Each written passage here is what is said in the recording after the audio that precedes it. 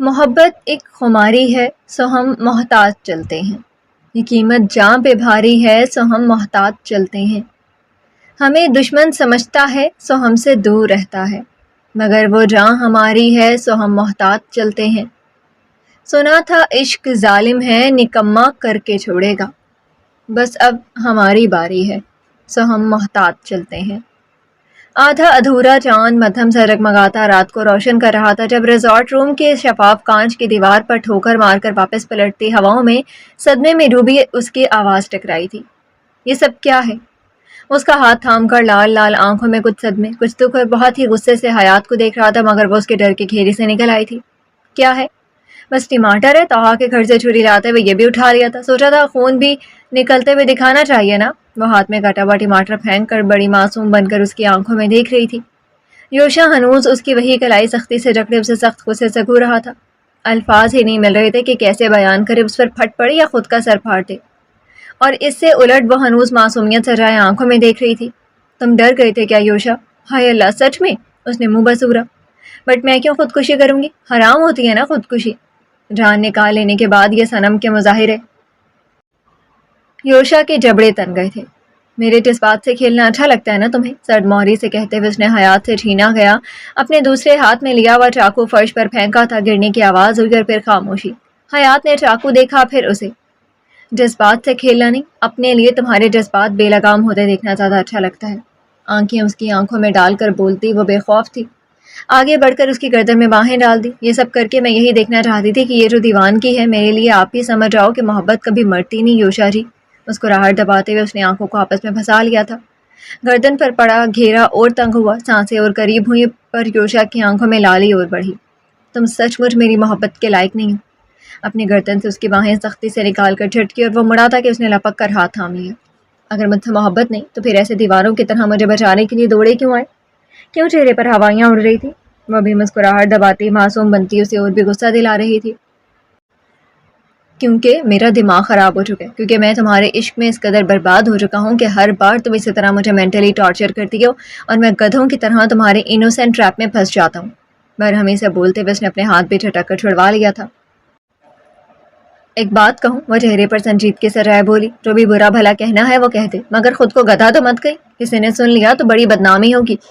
یوشا چند لمحے برہمی سے اسے گھورتا رہا، پھر مجھ سے بولنے کی کوشش بھی مت کرنا ورنہ۔ لال آنکھوں سے گھورا، جبڑے بھینچے اور جھٹکے سے اسے رخ موڑ کر وہ بیڈ پر بیٹھا، پھر سیدھا لیٹ گیا۔ اس کا دماغ کھول رہا تھا، خون میں ابال اٹھ رہا تھا اور کنپٹی میں تیز درد۔ بہت مشکل سے وہ خود پر ضبط کیے ہوئے تھا، ورنہ اتنی بری حرکت پر وہ حیات کو توڑ مروڑ بھی سکتا تھا، پر جو پہلے کر چکا تھا وہ کسی صورت میں اب منظور نہیں تھا۔ ادھر بستر سے دور کھڑی حیات نے منہ بنایا۔ سچ مچ کی کلائی کاٹ لیتی تو یہ جو بھڑک تڑک رہے ہو نا، اس کے بجائے ہاسپٹل لے کر دوڑ رہے ہوتے۔ اتنی بڑی پریشانی سے بچا لیا، پھر بھی یہ نخرہ۔ بڑبڑاتے ہوئے حیات نے تیزی نظر اس پر ڈالی اور آہستہ آہستہ چلتی بیڈ تک آ گئی اور پھر سیدھے سیدھے وہیں اس پر گری تھی۔ یہ کیا ہے؟ اور اس کے سینے پر سیدھے گری تھی۔ اس نے پیشانی پر بل لیے اسے گھورا۔ یہ سوری کرنے کا طریقہ ہے۔ اس کے سینے پر دونوں ہاتھ رکھ کر تھوڑی مٹھی پر ٹکا کر وہ اسے مسکراتی نظروں سے دیکھ رہی تھی۔ مجھے نہیں چاہیے تمہارا سوری، میرے اوپر سے ہٹ۔ اگر مجھ سے محبت نہیں تو جھٹک تو مجھے، میں سمجھ جاؤں گی کہ اب تمہارے دل کو جیتنا ناممکن ہے، ورنہ میں تو ایسے ہی لیٹی رہوں گی۔ گلابی سی ہوئی گرے آنکھوں میں صاف چیلنج تھا۔ وہ کچھ دیر بس یہیں ہونٹ بھینچے اسے دیکھتا رہا، پھر سرد آواز میں بولا، یہ ناٹک کر کے تم کیا ثابت کرنا چاہتی تھی؟ کہ اب بھی میں تمہیں میری تکلیف سے کوئی تعلق نہیں رکھنا؟ مجھے پھر سے وہی درد دینے کی کوشش کی تم نے جو مجھے تم سے محبت کرنے کی سزا میں ملا ہے۔ ہر بار میرا دل دکھا کر میرے جذبات سے کھیلنے کا سلسلہ کب بند کرو گے تم؟ وہ غم و غصے سے پھٹ پڑا تھا۔ حیات کچھ بول ہی نہیں پائی تھی، بس اس کی زخمی آنکھوں میں دیکھ رہی تھی۔ بہت دکھتی ہیں تم نے، پھر بھی تم سے محبت کرنی نہیں چھوڑی۔ کیا یہی قصور ہے میرا؟ مجھ سے محبت کے دعوے بھی کرتی ہو اور میری محبت کو آزماتی بھی ہو، اعتبار بھی نہیں دیتی ہو۔ اس کی آنکھوں میں دیکھتے ہوئے دکھ سے بول رہا تھا کہ اس نے اپنی انگلیاں اس کے ہونٹوں پر رکھ دی۔ ایک تم پر ہی تو اب تک اعتبار قائم ہے اور کسی پر نہیں۔ اوپر کو کھسک کر حیات نے دونوں ہاتھوں میں اس کے چہرے کو تھاما اور پھر وہ اپنا چہرہ اس کے چہرے پر رکھ گئی تھی۔ وہ ساکت سا ہو گیا تھا، ایسا ساکت کہ بس اب دھڑکنیں اسے سن رہی تھی۔ تمہاری محبت کے علاوہ میرے وجود میں میرا کچھ بھی نہیں بچا ہے۔ میری جان بھی تم، میرا دل بھی تم، میری سانسوں تک پر بس تمہارا حق ہے، بس تمہارا۔ اس کے ناک پر اپنی ناک رکھے سانسوں سے سانسوں کو جوڑ رہی تھی۔ اس کی تو آنکھیں ہی کیا، سانسیں بھی بند ہونے کی گزارش خود سے کر رہی تھی۔ یہ ہار کر جیتی ہوئی بازی ہے، اسے کھو دیا تو سب کچھ ہار دے گا۔ صدمہ، غصہ، دکھ، درد سب کھونے لگے، بس محبت کی بے خودی چھانے لگی تھی۔ اسی بے خودی میں یوشا کے ہاتھ خود بخود اس کی کمر کو جکڑنے لگے تھے۔ اپنی قسمت سے لڑ کر تمہیں جیتا، سب کچھ ہار کر تمہیں پایا، پھر کیسے تمہیں کھونے کا حوصلہ پیدا کر لوں؟ تم ہو تو میری حیات ہو، تم نہیں تو پھر یہ زندگی کس کام کی؟ تمہاری نفرت سے اب سچ مچ مر جاؤں گی میں۔ وہ لبوں پر اپنی گیلی سانسیں رکھے جیسے حواس آ رہی تھی جب یوشا نے کمر میں ہاتھ ڈالے وہ ایک پلٹی کھائی تھی۔ وہ جھٹکے سے بستر پر گری تھی مگر ہاتھوں کے پیالے میں ہنوز اس کا چہرہ تھا۔ نگاہوں ہی نگاہوں میں ایک دوسرے سے سب کچھ کہتے ہوئے چڑھتی سانسوں کے درمیان اس نے حیات کے جبڑے اپنے پنجے میں جکڑے۔ یہ موت کے کھیل والی حرکت پھر کی تو میں سچ مچ کر تمہیں بھی مار دوں گا اور خود کو بھی۔ آنکھوں میں چھلکتی چاہتوں کے سمندر چھپائے ہوئے وہ برہم ہوا تھا۔ سچ مچ مار دو گے؟ ہونٹ پر مسکراہٹ تیری اور نظر بہکی۔ ہاں سچ مچ۔ کیسے؟ اس نے اپنی باہیں اس کی گردن میں ڈالی۔ ایسے۔ چپ کر اس نے سرخ لبوں کو جکڑ لیا تھا، پھر اپنا سارا غصہ، جھنجھلاہٹ، محبت، بے قراری سب ان ہونٹوں سے کہنے لگا تھا، اور وہ اس دل فریب سزا کو اپنی سانسوں میں مسیحائی کی طرح اتار رہی تھی۔ دھڑکنیں شوق سی ہوتی سینے میں مچل رہی تھی۔ لمحے گزر رہے تھے، سزا کی گھڑی طویل ہونے لگی جب بے چین ہو کر احتجاج کرنے کے لیے ہاتھ مچلے کہ یوشا کی انگلیاں نازک انگلیوں میں پھنسی، اور پھر جو اسے کچھ چپچپا سا احساس ہوا اور اس نے اس کے لبوں کو رہائی دے کر سر گھمایا اور ہتھیلی پر پھیلا ہوا ٹماٹر کا رنگ دے کر اس نے لب بھینچے اور بہت تیزی سے اٹھ کر بیٹھ گیا۔ صرف اٹھا ہی نہیں، بستر سے اتر کر ٹہلنے لگا۔ ادھر وہ اپنی سانسیں درست کرتی آہستہ سے اٹھ کر بیٹھ گئی۔ ادھر ادھر ٹہلتے یوشا کو سر اٹھا کر دیکھا جس کے چہرے پر اچانک پھر سے سنجیدگی چھا گئی تھی۔ اب کیا ہوا؟ پھر سے کون سا غصے کا جھٹکا لگ گیا؟ اپنے ہونٹوں کو چھوتے ہوئے اس نے گھڑی کے پینڈولم کی طرح گھومتے میاں صاحب کو بھی دیکھا۔ اس نے ٹھہر کر اسے دیکھا۔ اپنا غصہ کنٹرول کرو ورنہ ابھی تم اس بیڈ پر چینخ چلا رہی ہوتی۔ تیش سے جواب دیتے ہوئے خفا خفا سا تھا حیات کا منہ بنا۔ ابھی جو کر رہے تھے وہ بھی کچھ کام نہیں تھا۔ بار بار اپنے ہونٹ چھوتے ہوئے وہ بھی تڑق کر بولی۔ یوشا 2 قدم آگے بڑھ کر اس کے قریب ہی بیٹھ گیا اور حیات کا بایاں ہاتھ تھاما۔ یہ جا کر صاف کر کے آؤ، میرا موڈ خراب کر رہا ہے ورنہ پھر صرف تمہاری شکایتیں ہوں گی۔ اس نے ہتھیلی پھیلا کر اس کی آنکھوں کے سامنے کی تو حیات نے جبری مسکرا کر اسے دیکھا جیسے اپنی حرکت پر شرمندہ ہو۔ مسکرانا بند کرو اور جا کر واش کرو، تمہاری حرکت یاد کر کے مجھے پھر سے غصہ آ رہا ہے۔ ہاتھ چھوڑ کر اس نے رخ پہ موڑ لیا۔ حیات جل کر بولی، تمہیں کب غصہ نہیں آتا؟ ثنا ایک دم صحیح کہتی تھی کہ بندہ ہر وقت غصہ کرتے رہتا ہے، رومانس کب کرے گا؟ یوشا نے گھوم کر اسے دیکھا۔ کرو رومانس، تیار ہو؟ وہ جو آنکھوں میں آنکھیں ڈال کر پوچھ رہا تھا۔ حیات تیزی سے اٹھ گئی۔ ہاتھ ہو کر آتی ہوں۔ دوپٹہ وہیں چھوڑ کر وہ اپنا ڈریس سنبھالتی بہت تیزی سے واش روم کی طرف بھاگی تھی۔ یوشا نے کچھ دیر اسے سم دیکھا، پھر سر جھٹک کر وہیں بستر پر گر سا گیا تھا۔ چھت کی طرف دیکھتے ہوئے نہ جانے کیوں ذہن خالی خالی سا لگ رہا تھا۔ ہاں مگر سینے میں تکلیف کا ایک احساس ضرور تھا، اپنی نہیں حیات کی تکلیف کا۔ بہت دکھ جھیلے تھے اس نے، مگر اب اس نے گردن موڑ کر واش روم کے دروازے کی طرف دیکھا اور اسی لمحے میں اسے حیات کی چینخ سنائی دی تھی۔ وہ جھٹکے سے اٹھا اور دوڑتا ہوا واش روم تک آیا تھا۔ وہ بیسن کے کاؤنٹر سے لگی زرد سی ہوئی کھڑی تھی۔ اسے دیکھا تو انگلی سے ایک طرف اشارہ کر کے لرزتی آواز میں کہا، وہاں کوئی تھا۔ اس نے واش روم اور بالکنی سے اٹیچ شیشے کے بند دروازے کی طرف دیکھا۔ یوشا تیزی سے لاک کھولتا سلائڈ ڈور کھسکا کر بالکنی میں چلا آیا تھا۔ یہاں سے وہاں تک لے کر صرف سناٹے تھے۔ ایک طرف روم کے شیشے سے اندر کا منظر دکھ رہا تھا۔ اس نے ریلنگ کے پاس سے آ کر جھانکا۔ ریزورٹ کی ساری روشنیاں روشن تھیں مگر ادھر کوئی نہیں تھا، صرف پانی اور سبزہ زار۔ وہ وہیں ریلنگ پر دونوں ہتھیلیاں جما کر کھڑا، دونوں بھویں سمیٹ کر پرسوچ نظروں سے ہر طرف دیکھ رہا تھا۔ دماغ میں اب بھی بہت کچھ چل رہا تھا۔ کون تھا یوشا؟ یوشا اس کی طرف مڑا۔ حیات اس کے قریب آ کر کھڑی ہو گئی تھی۔ ڈر لگ رہا تھا تو بازو بھی تھام لیا۔ کوئی نہیں تھا، وہم ہوا ہوگا، ٹیک اٹ ایزی، کچھ نہیں تھا۔ میں ہوں نا تو پھر ڈرنے کی کیا ضرورت؟ اسے خود سے لگاتے ہوئے ایک ہاتھ سے اس کا گال بھی تھپکا تھا۔ حیات نے سر اٹھا کر اسے دیکھا۔ نہیں کوئی تھا، وہ سر اٹھائے یقین سے بول رہی تھی۔ ہاں ہو سکتا ہے کوئی جن آ گیا۔ واش روم میں ایک حسینہ کو دیکھ کر اس کا دھیان بھٹکانے کے لیے اس نے حیات کی آنکھوں میں جھانکا۔ میرے پاس آلریڈی ایک جن ہے، وہ ہلکے سے مسکرائی تھی، سرخی چھلکاتے ہونٹوں کی مسکراہٹ۔ یوشا نے کمر میں ہاتھ ڈال کر اپنے نزدیک کھینچ لیا۔ اینڈ یو نو کہ جن کتنے رومانٹک ہوتے ہیں۔ چہرے پر آدھی موٹی سی کرل کی گئی لٹ کو چھوتے ہوئے پل میں آنکھوں کے رنگ بدلے تھے۔ ہوتے ہوں گے، اس نے ایک شانہ جھٹکا۔ میرے والا جن تو بس غصہ ہی کرتا رہتا ہے۔ وہ ہلکے سے مسکرایا۔ تم جو جن سے ڈرتی رہتی ہو، ڈرایا بھی تو آپ نہیں ہیں، اور جو اتنے دنوں سے ڈر دور کر رہا ہوں اب تک یقین نہیں آیا۔ اس کی وہی لٹ کو اپنی انگلی میں لپیٹ کر ہلکا سا جھٹکا بھی دیا۔ وہ تو غصے والا پیار تھا، انداز خفگی میں بھی کیا دل کو لوٹ لینے والی تھی۔ اوکے ڈر والا پیار ہو گیا، غصے والی چاہت بھی جتا دی، اب پیار والی بھی کرتے ہوئے بتاتا رہوں گا، پھر تو راضی ہو جاؤ گی نا؟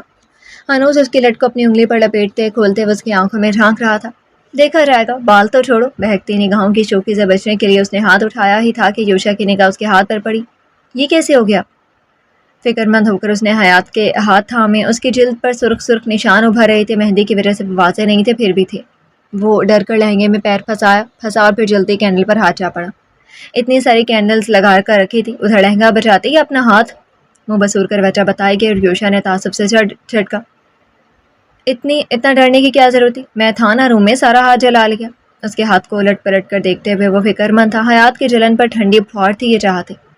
ہاں تم تھے روم میں، اتنی ساری کینڈلز روشن کر کے رومانٹک نائٹ میں ہم تو لڑنے جھگڑنے ادھر آئے تھے۔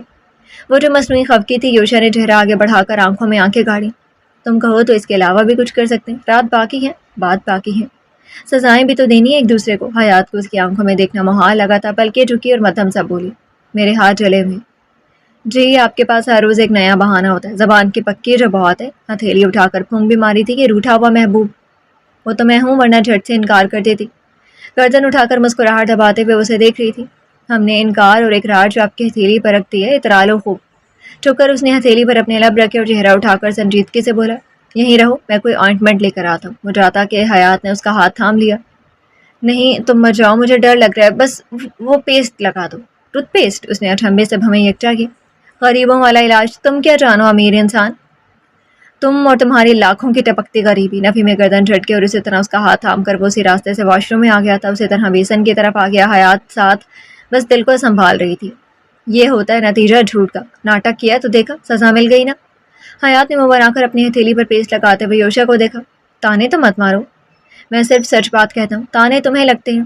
نرمی سے اس کے ہاتھ پر پیسٹ پھیلاتے ہوئے وہ سنجیدہ تھا۔ حیات نے کچھ نہیں کہا، بس اسے دیکھے جا رہی تھی۔ کاؤنٹر سے ٹکا ہوا وہ بڑے پیار سے اپنا کام کر رہا تھا۔ پیسٹ لگا کر اس نے بغیر ہاتھ چھوڑے ٹوتھ پیسٹ اپنی جگہ پر رکھا، ہاتھ دھلا اور پھر اسی طرح اس کا ہاتھ تھامے ہوئے اسے ساتھ لیے ہوئے روم میں آ گیا تھا۔ درد ہو رہا ہے؟ بستر پر بیٹھتے ہوئے اس نے حیات سے پوچھا تھا۔ اس کی خاموشی کو محسوس کر گیا تھا وہ۔ اس نے نفی میں سر ہلایا۔ بولنے کی صورت میں اب دل کا حال بیان ہو جائے گا۔ اس نے حیات کے ہاتھ اپنے ہونٹوں سے لگا لیے۔ تم میرے لیے کیا ہوا حیات، میں کبھی بیان نہیں کر سکتا۔ برف سے پگھلتی ربوں کی دہک بھی ٹھنڈک بنتی حیات کے ہاتھ پر اتر آئی تھی۔ کلائی، ہتھیلی، انگلیاں، ہر جگہ ہونٹوں کے پھول کھل رہے تھے، زخم مرہم بن رہے تھے۔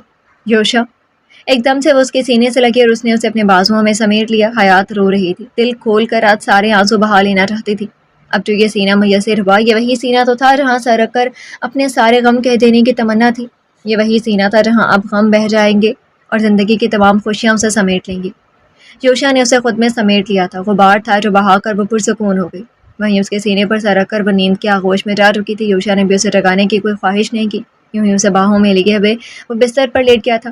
سارے وجود پر تھکان سے اتر رہی تھی، یہ مدتوں کی تھکان تھی جو آج اتر رہی تھی۔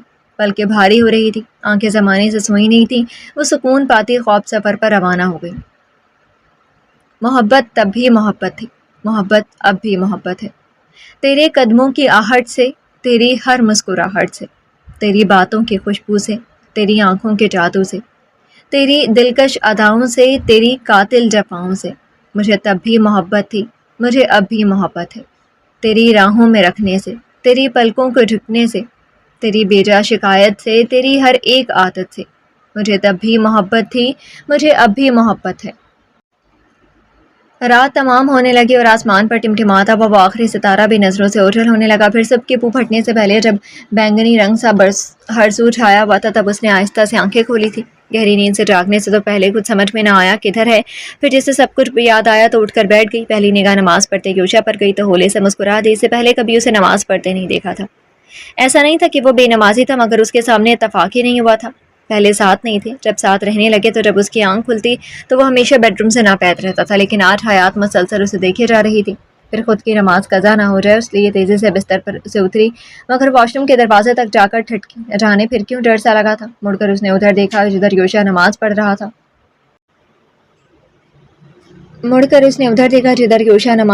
تھا۔ وہ سلام پڑھ چکا تھا تو گردن گھما کر اسے دیکھا۔ کیا ہوا؟ حیات کو کھڑے دیکھ کر تعجب سے پوچھا۔ وہ مجھے ادھر واش روم میں جاتے عجیب سا فیل ہو رہا ہے، اس نے ذرا شرمندگی سے بتایا تھا۔ یوشا نے سمجھ کر سر ہلایا۔ میں آ رہا ہوں۔ وہ تیزی سے اٹھ کھڑا ہوا، پھر تیزی سے چل کر قریب آیا۔ میں ادھر ہی ہوں۔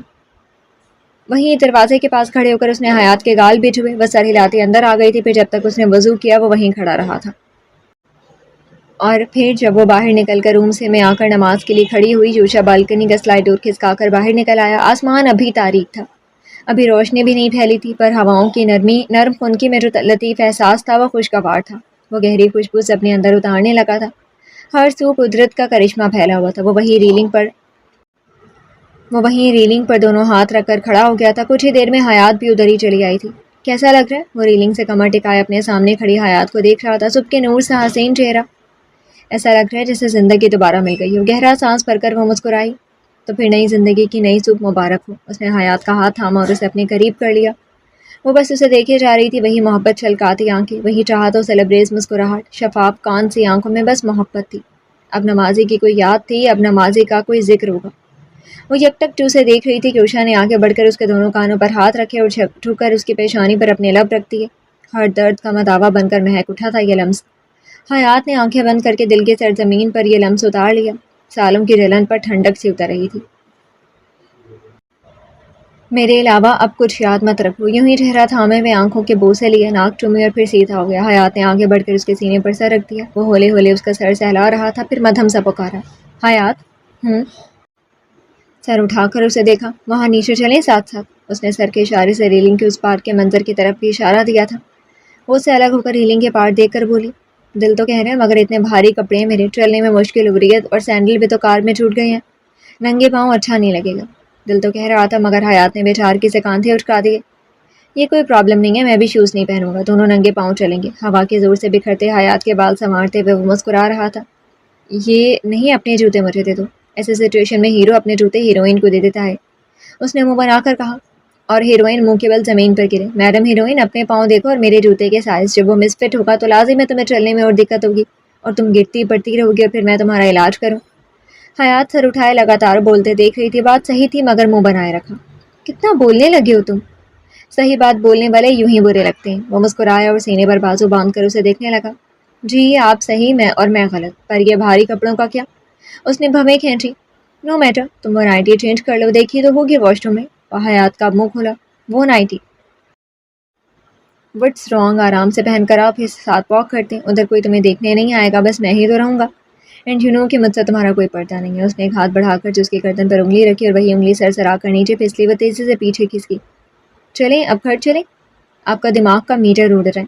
گھبرا کر اس نے دوپٹہ برابر کیا تو وہ سر جھٹک کر ہنس دیا۔ حیات نے اس کے بازوؤں پر ایک ہاتھ مارا۔ ہنسو مت، گھر چلو اور مجھے ثنا کے گھر چھوڑ دو۔ نیو کپل کو ڈسٹرب کرنے کی کیا ضرورت ہے، ہم اپنی محبت کے رازوں نے آز بانٹتے ہیں۔ اس نے وہی ہاتھ تھام لیا جہاں کل رات کی جلن کی گہری سرخی اب بھی تھی۔ روشا نے ہتھیلی پھیلا کر اٹھائی اور اپنے ہونٹ وہاں رکھ دیے۔ حیات کے سینے تک میں اس لمس کی ٹھنڈک اتر گئی۔ دل سے بس یہی دعا نکلی تھی کہ اب زندگی کبھی کوئی دغا نہ کرے، اب کبھی بچھڑنے کا موسم نہیں آئے۔ یہ آنسو کیوں؟ اس نے سر اٹھا کر گیلی ہوتی آنکھوں میں جھانکا۔ حیات نے نفی میں سر ہلایا۔ یوشا نے اسے کھینچ کر اپنے سینے میں بھر لیا تھا۔ قسم کھاتا ہوں اب کبھی تمہارا دل دکھانے کی وجہ نہیں بنوں گا، عزم سے کہتے ہوئے اس نے جھک کر اس کا سر بھی چوما۔ کبھی نہیں نا؟ اس نے سر اٹھایا۔ کبھی کبھی کر سکتا ہوں، جب تمہاری چاہت میں پاگل ہو جاؤں گا۔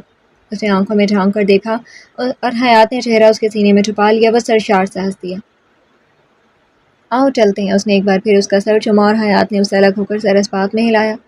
کچھ ہی دیر میں وہ دونوں ایک دوسرے کا ہاتھ تھام کر سفید پتھروں سے بنی راہ پر چل رہے تھے۔ لیمپ پوسٹ اب بھی روشن تھے اور افق کی پھوٹتی لالی سے مل کر روشن ہوتا نور کا حلقہ ان کے ارد گرد بنا رہا تھا۔ حیات نے سر اٹھا کر گہرا گہرا سانس بھرا، پھر ذرا سے گردن موڑ کر اپنے ہمراہ چلتے یوشا کو دیکھا۔ خاموش سا مگر سب سے زیادہ قریب لگتا۔ وہ جو سر سے پاؤں تک اس لمحے میں اس کا ہو گیا تھا، اب دل کی حالت میں بہار ہی بہار تھی۔ کیا دیکھ رہی ہو؟ اس نے بھی گردن موڑ کر اسے دیکھا۔ حیات نے نفی میں سر ہلایا اور پھر گردن سیدھی کر لی، پر یوشا کی انگلیوں میں پھنسی انگلیوں کو اور کسا تھا۔ وہ ہلکے سے مسکرایا۔ سب کچھ بہت اچھا لگ رہا ہے نا حیات؟ نرم ہوائیں تھی اور مہکتا ہوا احساس، یہ احساس تو کبھی سینے میں نہیں جاگا تھا۔ ہاں بہت زیادہ، ایسا لگ رہا ہے پھر سے زندہ ہو گئی ہوں، پھر سے تازہ سانس لے رہی ہوں۔ اب کل جو کچھ بھی ہو مجھے اس کی پرواہ نہیں، تم آج ساتھ ہو اپنی محبت کے ساتھ۔ اس نے گھوم کر یوشا کا ہاتھ تھام لیا تو وہ رک گیا۔ حیات کے پلکوں کے کنارے بھی نم ہو رہے تھے، نہ جانے وہ ابھی بھی کیا چھپائے ہوئے تھی۔ کچھ دیر ادھر بیٹھتے ہیں، اس کا گال تھپکا اور وہ اسے لیے ہوئے کچھ دوری پر لگے ایک بینچ پر آ کر بیٹھ گیا تھا۔ حیات کو اپنے ہی قریب بٹھا لیا تھا۔ ادھر سے جو ایک دو افراد آتے جاتے دکھائی دے رہے تھے وہ بھی بند ہو گئے تھے۔ اب بتاؤ کیا سوچ رہی ہو، کون سی بات دل میں ہے؟ ایک گھٹنا وہیں بینچ پر رکھ کر اس نے حیات کا ہاتھ تھاما۔ سوچنے کو بہت کچھ ہے، وہ پھیکا سا مسکرائی۔ مثلاً کہ ہماری لو سٹوری بھی فلمی لو سٹوری سے کم نہیں ہے۔ یوشا نے بھویں کٹی کی۔ اچھا ایسا کیوں لگا تمہیں؟ وہ ایسے کہ تمہارا ملنا، لڑنا، جھگڑنا، پیار ہونا، پھر احمر کا آنا، میری مجبوری، جدائی کا موسم، تمہارا انتقام۔ اس نے رک کر جیسے کوئی درد کا احساس اپنے اندر اتارا۔ ہمارا پھر سے ملنا، یہ بیچ میں نفرت کا سفر، اور اب یہ محبتیں، اور پھر جو کوئی جدا کر دے تو؟ اس نے نم آنکھوں سے اسے دیکھا اور وہ شاید اب بھی ڈری ہوئی تھی۔ تمہیں میری محبت پر کوئی شک ہے؟ اعتبار نہیں ہے مجھ پر؟ وہ سنجیدہ ہو گیا تھا۔ حیات نے اس کے ہاتھ کسے۔ ایک بس تمہاری محبت پر ہی تو اعتبار ہے، پر اپنی قسمت سے ڈرتی ہوں یوشا۔ مجھے محبت راس نہیں آتی، مجھے ڈر لگتا ہے کہیں پھر سے سب کھو نہ جائے۔ محبت کا یقین بھی ساتھ تھا، پر وہ خوف زدہ بھی تھی، میرے ہوتے ہوئے بھی۔ اس کی آنکھوں میں خوف کا سایہ دیکھ رہا تھا۔ ہاں، تمہارے ہوتے ہوئے بھی۔ اس نے یوشا کا چہرہ تھام لیا۔ جدائی لانے والے، سازشوں کے تانے بانے بننے والے بہت سے ہاتھ ہیں ہمراہ جو ہیں، پر وہ اس کا چہرہ تھامے میں اپنا چہرہ قریب کر رہی تھی۔ کل کیا ہو مجھے نہیں پتا، مگر میں آج تمہارے ساتھ بس تمہاری محبتوں کے سائے میں جینا چاہتی ہوں۔ تمہارے اندر موجود زخمی شخص ہارا یا نہیں یہ مجھے نہیں معلوم، مگر میں اپنی اس یوشا سے بہت محبت کرتی ہوں جو صرف حیات کے ہونے سے زندہ ہے۔ وہ بے اختیار سی ہو گئی تھی، اس کا چہرہ اپنے ہاتھوں میں تھام کر اس کی پیشانی پر اپنے لب رکھے۔ یہ لمس وہ لمس تھا جس میں محبت تھی، الفت لبریز تھی، جیسے کوئی شکر کے احساس لبریز ہو جاتا۔ اس کے ہونٹ پھسلتے پھسلتے اس کے ناک سے ہوتے ہوئے ہونٹوں تک آئے تھے۔ بڑی نرمی سے وہ اپنے لبوں کو اس کے ہونٹوں سے مس کرتے ہوئے یوشا کا دل سیراب کر گئی تھی۔ دل کی سرزمین پر سب نفرتوں کی دھول صاف ہو گئی، اس کے دیے گئے سارے زخم پھول بن گئے۔ آئی love you, I love you. اس کے ہونٹوں کو چھوتے ہوئے یہی لفظ دہرا رہی تھی۔ اس نے اپنی طرف سے کوئی بھی کرم جوشی بھرا اقدام نہیں اٹھایا تھا۔ ایک ایسا لمحہ تھا جو سرکش جذبات نہیں بھڑکا رہے تھے۔ وہ محبوب کو محبت سے عطا کیا ہوا پیار تھا جسے دل میں قید کر لیا جاتا ہے، سیراب نہیں ہوا جاتا۔ پھر وہ اس سے آہستہ سے الگ ہوئی اور وہ گہری سانس لیتا بینچ کے پشت پر اپنا سر ٹکا گیا۔ حال دل اب کچھ کہا ہی نہیں جائے گا۔ زخمی مرد شکست کھا چکا تھا، اب کیسی خطا، کیسی سزا، بس ایک وہ تھا اور محبتوں کا دریا۔ بے وفائی میں بھی وفاؤں کی مورت تھی وہ۔ دل تو دے ہی چکا، اب جان بھی دے دیں تو کیا حرج۔ یوں ہی بینچ کی پشت پر سر رکھے رکھے اس نے گردن حیات کی طرف گھمائی تھی۔ اس کی نگاہیں بھی آسمانوں پر کہیں ٹکی ہوئی تھیں۔ ایک سی کیفیت سے گزرتے دو دل اور جان وہ ہلکے سے مسکرایا تھا اور پھر سیدھا ہو کر بیٹھ گیا۔ ایک بات کہوں؟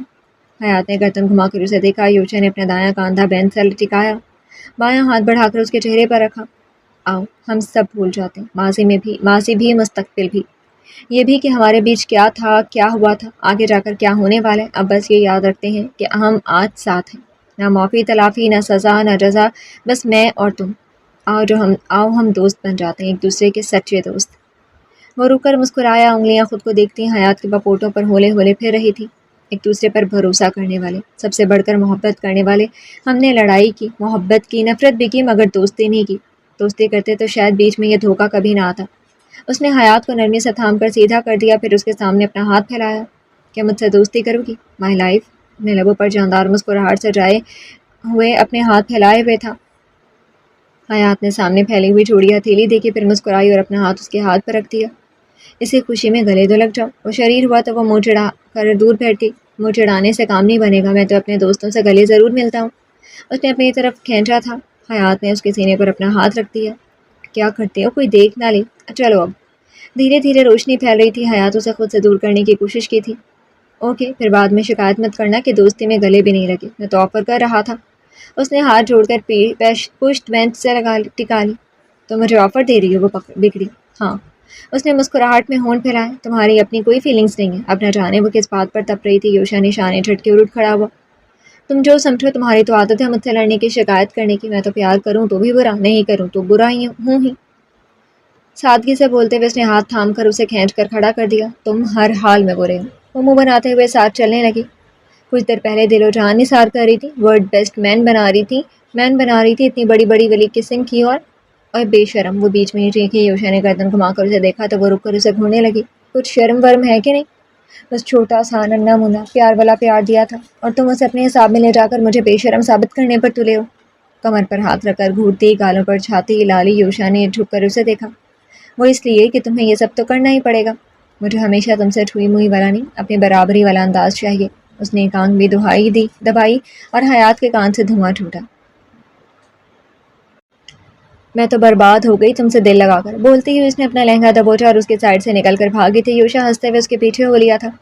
دھند لگے چھٹنے لگے تھے، ہر شے کو روشن کرتا سورج آسمان پر نور بن کر اجاگر ہو رہا تھا، پر ابھی فضاؤں میں رات کی مہکی ہوئی کلیوں کی مہک چھائی ہوئی تھی۔ ہر سو بس یہی صدائیں تھیں، محبت ہمیشہ زندہ رہتی ہے، یہ پھول ہے جو بکھر کر بھی مہکتی رہتی ہے، یہ بارش ہے جو خود کو مٹا کر زمین کو سیراب کرتی ہے، یہ پتجھڑ کے موسم میں مرجھا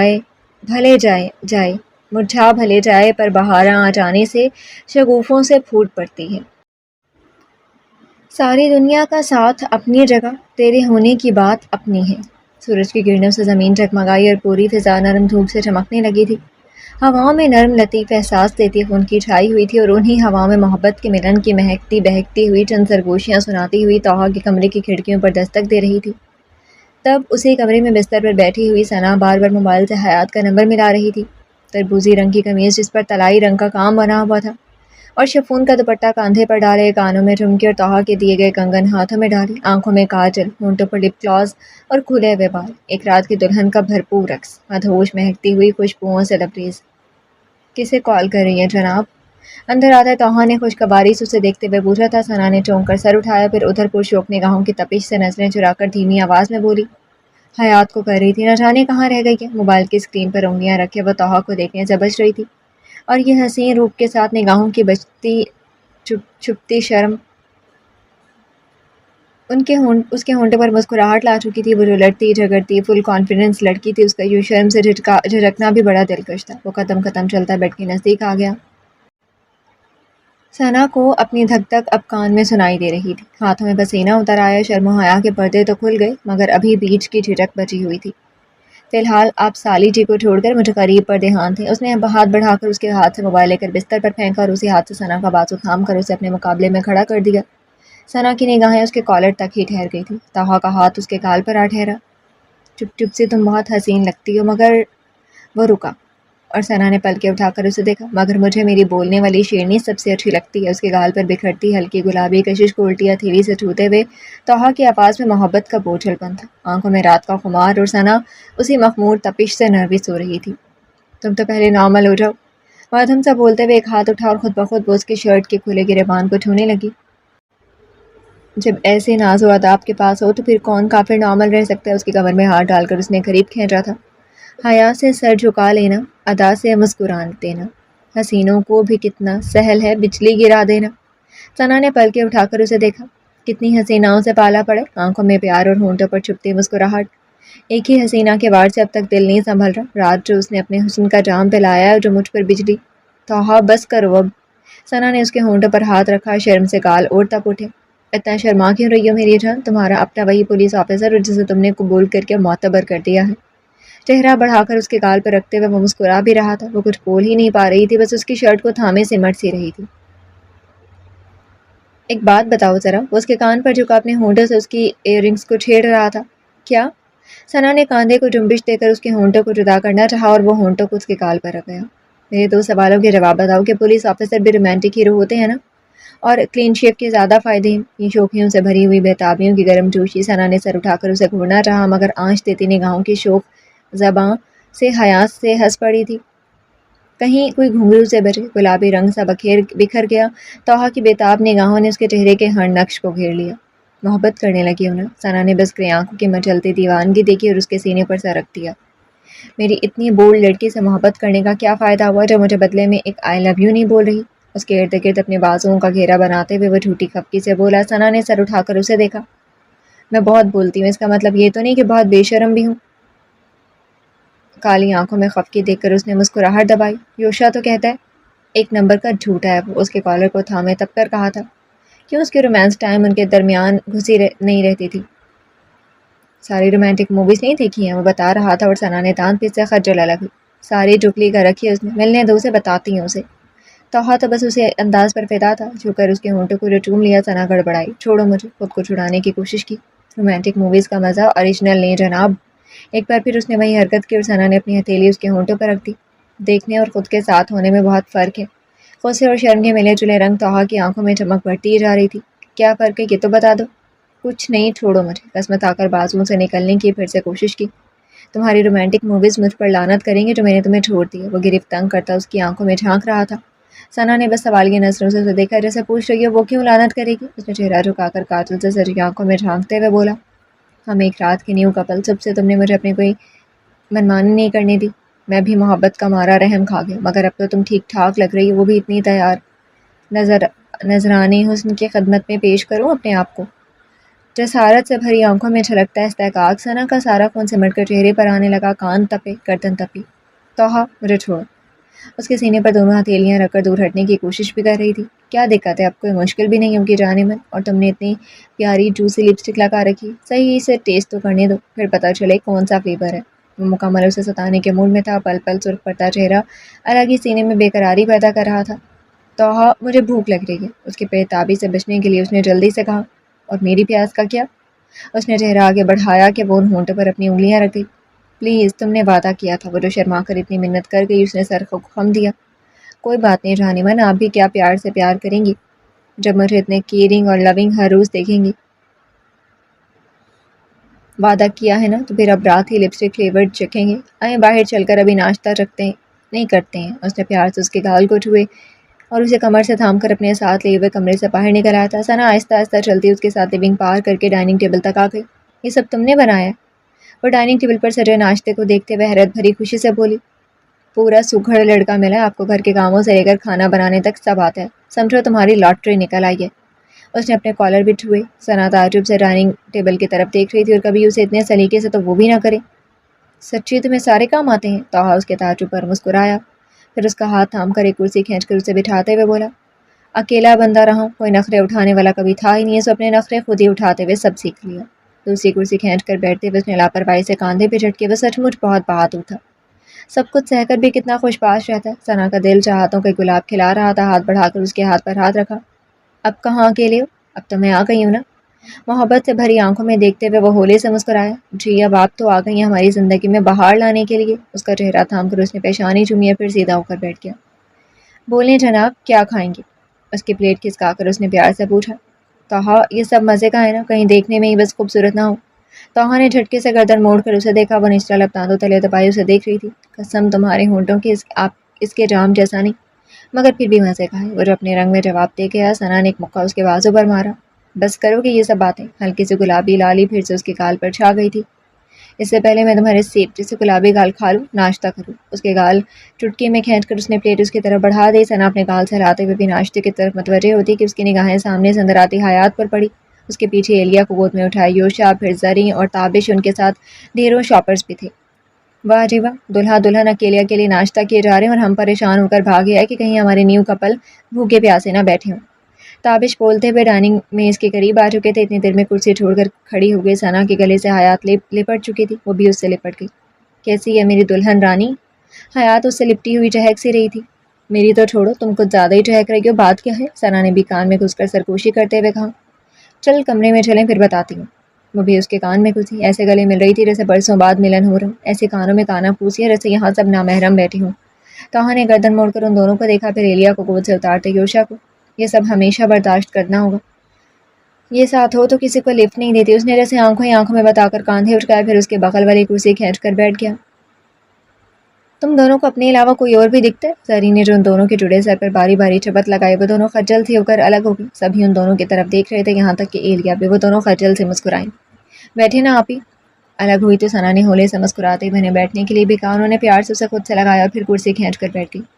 اپنا پولیس آفیسر کچن کے کام بھی کر لیتا ہے، یہ بھی خوب رہی۔ زریں نے سجی سجائی ٹیبل دیکھتے ہوئے توہا کو بڑے پیار سے دیکھا۔ ان دونوں کے چمکتے چہرے انہیں دل سے مطمئن کر گئے تھے۔ یہ ہے یوشا کا دوست، مگر اس سے بالکل الٹ ہے۔ میں تو سوچتا ہوں ان دونوں میں بنتی کیسے ہے۔ تابش ان دونوں کو دیکھتے ہوئے ایلیا کو اٹھا کر ایک کرسی پر بٹھا چکے تھے۔ جہاں توہا کے دانت نکلے، یوشا نے آنکھیں سکیڑی۔ کہ آپ میرے کان تو نہیں کھینچ رہی ہیں؟ تمہارے کان کھینچنے کی ہمت تو بس حیات کر سکتے ہیں۔ انہوں نے سر گھما کر حیات کی طرف دیکھا، وہ بس مسکرائی تھی۔ کھڑی کیوں ہو، ناشتہ نہیں کرنا؟ زریں نے سر اٹھا کر دونوں کو دیکھا۔ کرنا ہے، مگر ان دونوں نے ایک دوسرے کو دیکھا، پھر سب دیکھتے رہ گئے۔ جلدی جلدی پلیٹیں بھری گئیں اور اٹھا کر یہ کہتے ہوئے کمرے کی طرف بڑھ گئی۔ آپ لوگوں کو ہم ڈسٹرب نہیں کرنا چاہتے، آپ لوگ انجوائے کریں، ہم چلتے ہیں۔ سب گردنیں موڑے انہیں ادھر سے ادھر سے گم ہوتے دیکھ رہے تھے، یہاں تک کہ وہ نظروں سے اوجھل ہوئے۔ پاگل ہیں دونوں، زریں نے بس تعصب سے سر جھٹکا۔ میں بھی جاؤں؟ ایلیا کا دل مچلا۔ بیٹا اس وقت کو آپ کو بھی برداشت نہیں کرنے والی، یہاں بیٹھ کر اپنے ڈیڈ کے ساتھ بریک فاسٹ کریں، ورنہ دوبارہ آپ کی ماما ادھر ہماری گود میں ہی دے کر جائیں گی۔ یوشا نے سادگی سے کہہ کر ایلیا کے پلیٹ میں ناشتہ ڈالا تھا۔ تابش زور سے ہنسے اور زریں مسکراتی۔ توہا نے گہرا سانس بھرا اور سر جھٹک کر مزے سے ناشتہ کرنے لگا تھا۔ جرم الفت پر ہمیں لوگ سزا دیتے ہیں، کیسے ناداں ہیں، شعلوں کو ہوا دیتے ہیں۔ صبح کی ساعتیں دوپہر میں تبدیل ہوئیں اور سورج آسمان کے بیچوں بیچ تپنے لگا تھا، اور جب چمچماتی ہوئی بلڈنگ کے شیشوں سے ٹکراتی دھوپ پلٹ کر زمین پر پگھل رہی تھی، تبھی ٹاپ فلور پر بنے آفس کے ٹھنڈے ماحول میں وہ اپنے کام میں مصروف تھا. آنکھیں کمپیوٹر اسکرین پر جمی ہوئی تھی اور گاہی گاہی اوقات وہ کھلی فائل پر بھی نگاہ دوڑا رہا تھا. لیپ ٹاپ بھی سامنے کھلا ہوا تھا. اسی مصروفیت میں دروازے پر دستک ہوئی تھی. سر، ہلکے سے دستک دے کر اس کے سیکرٹری نے پکارا تھا. یس، اس نے یوں ہی مصروف سے انداز میں جواب دیا. سر، مسٹر رفیق اور ان کے بیٹے آپ سے ملنے آ چکے ہیں. سیکرٹری نے اطلاع دی اور یوشا نے گردن اٹھا کر اسے دیکھا. چند لمحے کے لیے اسے دیکھا، پھر اندر بھیجتے کہہ کر اس نے ہاتھ سمیٹے اور کرسی کے پشت سے ٹیک لگا کر آرام سے بیٹھ گیا. سامنے فائل ہنوز کھلی ہوئی تھی. لیپ ٹاپ بھی کرسی کو ادھر سے ادھر گھماتے ہوئے ہاتھ میں لیا ہوا پین وہ نچا رہا تھا. سرد نگاہیں ڈور پر جمی ہوئی تھی. پھر کچھ ہی دیر میں رفیق صاحب اور ساتھ آگے پیچھے چلتے اس کے آفس میں داخل ہوئے تھے. پہلی بار وہ لوگ اس کے آفس میں آئے تھے تو نظروں میں ستائش ابھری تھی. یوشا سے مروب تو تھے ہی، اب اور بھی متاثر ہوئے. ہیلو مسٹر ملک. رفیق کاروباری مسکراہٹ اپنے ہونٹوں پر سجائے اپنا ہاتھ آگے بڑھا چکے تھے. بیٹھ جائیے رفیق صاحب. اپنی کرسی پر ادھر ادھر ہاتھ ہلاتے ہوئے اس نے سنجیدگی سے کہا. تو وہ کسی آنے ہو کر ہاتھ سمیٹ گئے. پھر یوشا نے ساتھ کی طرف دیکھا تو وہ بھی چپ چاپ سا بیٹھ گیا. چہرے پر ذرا سی بیزاری بچھائی ہوئی تھی. آپ نے ہمیں کیوں بلائے؟ وہ اس کی شخصیت کے اثر سے دبے دبے سے لگ رہے تھے. میں نے سنا ہے کہ آپ نے میرے بھائی کو دھمکی وغیرہ دی ہے. ہاتھ میں لیا ہوا پین نچاتے ہوئے وہ ان کی آنکھوں میں دیکھ رہا تھا.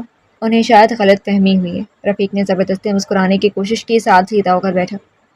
میرے بھائی کو غلط فہمی ہوئی ہے یا آپ اس معاملے کو اپنے فائدے کے لیے استعمال کرنا چاہتے ہیں؟ ہنوز اسی انداز میں وہ ان سے سرد مہری سے پوچھ رہا تھا. ساتھ ساکن سا اس کی سرد آنکھوں کو دیکھ رہا تھا. کیسی بات کر رہے ہیں مسٹر ملک؟ مجھے کیا فائدہ ہوگا آپ لوگوں کے معاملے میں پھنسنے کا؟ ان کی مسکراہٹ اب سمٹ رہی تھی، پیشانی بھی بھیگی. کل کی کوئی ویڈیو یا فوٹوز لی ہیں آپ نے؟ اس بار رفیق کی رنگت پھیکی پڑی ساتھ چونکا تھا. ایک بار گردن گھما کر اپنے ڈیڈ کو دیکھا، پھر یوشا کو جس نے آگے ہو کر کونے ٹیبل پر رکھتے ہوئے ان سے پوچھا. کتنے میں خریدا تھا تمہیں احمد نے؟ اب اس کی آواز میں غراہٹ صاف تھی. کیا مطلب؟ رفیق کی زبان لڑکھڑائی. ساتھ تم کچھ دیر کے لیے باہر جاؤ گے؟ شاید تمہیں پسند نہیں آئے گا اپنے ڈیڈ کا سچ. حیران سے ساتھ کو دیکھتے ہوئے جسے سرد مہری سے اسے دیکھ رہا تھا. وہ بے ساختہ اٹھا اور پل میں آفس سے نکل گیا تھا.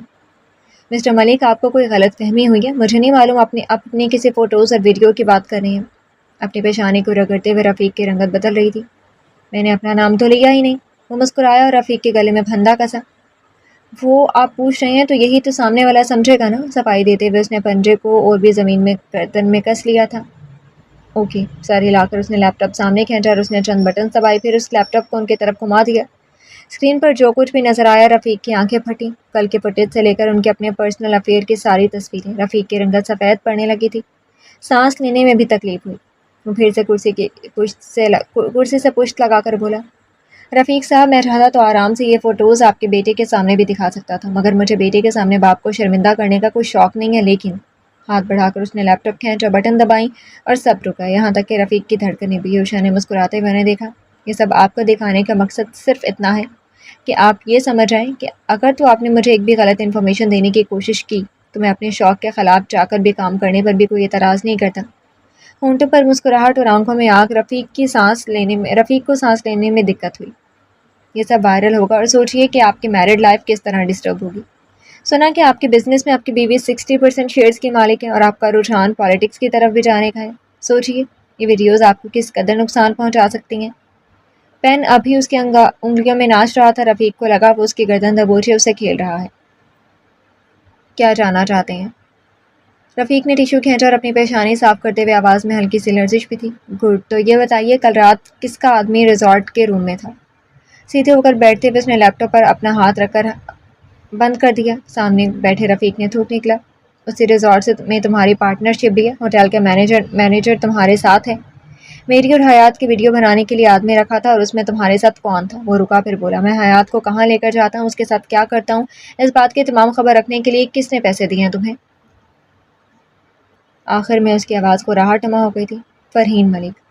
رفیق کے منہ سے نکلا اور یوشا کی آنکھوں میں کوئی شل سا تاثر اتر گیا. کچھ اعتبار اور چڑھ گئے. شک کو یقین میں بدل دیا گیا اور زخم مسکرا اٹھے. گن گن کر بدلے لیتے ہیں سارے زخموں کے نیل. مجھ سے جھوٹ بولنے کی کوشش ہرگز مت کرنا. زخمی مرد کو رایا تھا. میرا یقین کریں مسٹر ملک، میں یہ کام نہیں کرنا چاہتا تھا، مگر آپ کی مدر نے مجھے یہ کام کرنے پر مجبور کیا. جلدی بولتے ہوئے وہ جو کچھ بھی کہہ رہا تھا صرف سچ تھا. پر یہ سب کس کے لیے کیا تھا، یہ ایک معمہ تھا. انہیں کون سا فائدہ ہونا تھا ان کے فوٹوز یا ویڈیوز سے؟ ایک دم سے یوشا کے ذہن میں دھماکہ سا ہوا تھا. احمد اور فرحین، دو نام اس کے سامنے بہت سے سوالیہ نشان لے کر کھڑے ہو گئے. کوئی عورت ملتی ہے احمد سے اور وہ عورت. یوشا کی آنکھوں میں سرخی بڑھنے لگی. ابھی تو زخم اور کھانے تھے. کب سے جانتے ہو احمد چودھری اور فرحین ملک کو؟ اب جب پوچھا تو اس کی آواز بے تاثر تھی. جب سے احمد اس شہر میں آیا ہے. رفیق اب سب کچھ اگلنے کے لیے تیار تھا۔ یوشا ایک دم سے مسکرایا، سرد مہاری سے لپٹی ہوئی مسکراہٹ قبر بنانے والی مٹی کے داغ ساتھ لے ہی چلے آتے ہیں۔ کیا کیا جانتے ہیں عمر کے بارے میں؟ وہ آگ اگلتی آنکھوں سے اسے دیکھ رہا تھا۔ جتنا جانتا ہوں سب بتا دوں گا، مگر تم مجھ سے وعدہ کرو یہ سب کبھی میری بیوی اور میرے بیٹے کو پتہ نہیں چلنا چاہیے۔ وہ جیسے گڑ گڑا رہا تھا۔ ڈونٹ وری مسٹر رفیق، آپ مجھ پر اتنا ہی بھروسہ رکھ سکتے ہیں جتنا بھروسہ مجھے آپ پر ہے۔ ہم دونوں کے بیچ میں جو بات ہوگی وہ بس اس آفس تک رہ جائے گی۔ وہ پھر سے کرسی پشت لگا کر بیٹھ چکا تھا، مگر چہرہ کسی بھی تاثرات سے خالی تھا۔ آگہی ایک عذاب ہے، یہ ہر بار آگاہ ہونے کے بعد نیا درد دے کر جاتی ہے۔ وہ رفیق کے منہ سے کچھ اور سچ سن رہا تھا اور چہرہ پتھروں سا سخت ہو رہا تھا۔ کچھ ہی دیر میں رفیق اس کے آفس سے نکل گئے تھے اور ساتھ اس کے سامنے آ بیٹھا تھا۔ بیٹھتے ہی بولا، دیکھو یوشا، تمہارے پلان کے مطابق میں نے سارے ڈرامے کھیلے، ثنا طہا کی بیوی بن گئی، اب تم بھی مجھے میرا راز دو اور ہماری ڈیل کمپلیٹ ہو رہا ہے۔ وہ بگڑا ہوا مزاج لیے اس کے سامنے بیٹھا تھا۔ یوشا نے مسکرا کر اپنے لیپ ٹاپ میں لگی چھوٹی سی فلیش ڈرائیو نکالی اور اس کی طرف بڑھا دی۔ یہ کیا ہے؟ اس نے تعجب سے دیکھا۔ اپنے باپ کے راز مجھ تک پہنچانے کا شکریہ، مگر باپ کے راز بیٹے کے پاس محفوظ رہے تو زیادہ اچھا ہوگا۔ وہ سرد سا مسکراتا اسے دیکھ رہا تھا، ساتھ کی رنگت زرد پڑی۔ اپنے ڈیڈ کے پرسنل لاکر سے یہ سب چرانے کا ذرا بھر کا غم ہوا، پھر سر جھٹک دیا۔ ضمیر سب کے سوئے ہوئے تھے۔ اب اس کی قیمت؟ فلیش اپنے کوٹ کی جیب کے اندر رکھتے ہوئے اس نے سرد آواز میں کہا، قیمت تیار ہے۔ اس نے ڈرار کھولا، پھر ایک لفافہ ساتھ کے سامنے پھینکا۔ اس میں تمہارے راز کے ساتھ ثنا کو چھوڑنے سے لے کر تمہارے باپ کے راز بتانے کے ہر کام کی قیمت بھی ہے۔ سرد آواز میں بولتے ہوئے وہ ساتھ کو دیکھ رہا تھا، جس کی آنکھوں میں چمک اتر گئی۔ ساتھ نے جھپٹ کر پیکٹ اٹھایا، کھولا اور پھر چیک پر بڑی رقم دیکھ کر اس کی آنکھیں چمکی۔ تمہارے کہے کے مطابق میں نے پیسے تمہارے اکاؤنٹ میں ٹرانسفر کرنے کے بجائے اسی کرنسی میں دیے جو تم نے کہا تھا۔ یوشا کے کہنے پر سعد نے اسے دیکھا۔ مجھے تم پر شک بھی نہیں تھا۔ مسکراہٹ اس کے لبوں پر جدا ہی نہیں تھی۔ تم اب بھی میرے دوست ہو، پھر کوئی کام ہو تو بتانا ضرور، میں خوشی خوشی وہ کام کر دوں گا۔ لفافہ اپنی جیب میں رکھتے ہوئے اس کی ساری کوفت اور بیزاری دور ہو چکی تھی۔ شور، یوشا مسکرایا، بٹ یو نو کہ تمہاری راز کی دوبارہ ہی ایسی کئی کاپیز نکال کر تمہاری مام اور ڈیڈ تک پہنچا دینا میرے لیے کوئی مشکل چیز نہیں ہے۔ وہ مسکراہٹ نہیں تھی، شرط تھی۔ ساتھ کی مسکراہٹ پھیکی پڑی۔ میں کبھی بھی تمہاری بیوی اور طہا کی بیوی کے ارد گرد بھی کچھ بھی نہیں پھینکوں گا، کبھی نہیں کہوں گا، بھٹکوں گا، کبھی نہیں کہوں گا۔ وہ سب جانتی ہے، اب تم جا سکتے ہو۔ وہ سب جانتی ہیں، اب تم جا سکتے ہو۔ اس نے ہاتھ بڑھا کر سرد محرک سے کہہ کر اسے باہر جانے کا اشارہ دیا تھا۔ ساتھ کو حیرت کا جھٹکا لگا، جب سب بتا دیا تو پھر یہ عجیب و غریب شخص کبھی اسے سمجھ نہیں آ سکتا تھا۔ ساتھ نے کاندھے جھٹ کر بہت تیزی سے وہ آفس سے نکل گیا۔ آفس خالی ہوا اور یوشا نے تھک کر اپنا سر کرسی کی پشت پر رکھ دیا۔ آنکھیں جل رہی تھیں، دل الگ جلن میں مبتلا تھا۔ اپنوں کا ہی دیا دھوکا، فریب، یہ سب اسے جانے کہاں کس موڑ پر لے جائے گا۔ نہ جانے کون سی سازشوں کا شکار ہم ہو گئے کہ جتنے صاف دل تھے اتنے ہی داغدار ہو گئے۔